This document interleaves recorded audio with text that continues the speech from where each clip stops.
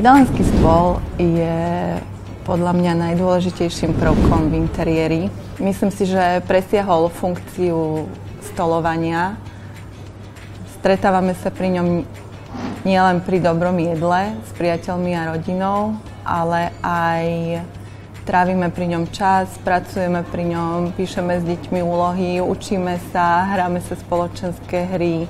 Myslím si, že je to taký ústredný prvok, kde sa tá rodina stretáva. Myslím, že ho kľudne môžem nazvať, že je aj symbolom rodiny.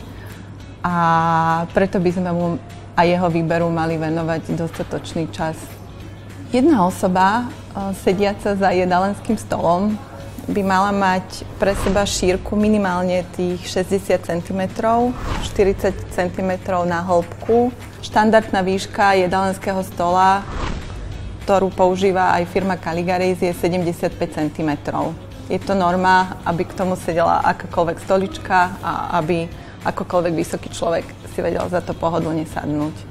Tiež je dôležité dbať na priestor okolo stoličky a za chrbtom sediaceho. Nemali by tam byť blízko nejaké predmety a nemali by sme sa cítiť stiesnene, keď sedíme za stolom. Mali by sme sa cítiť príjemne a pohodlne.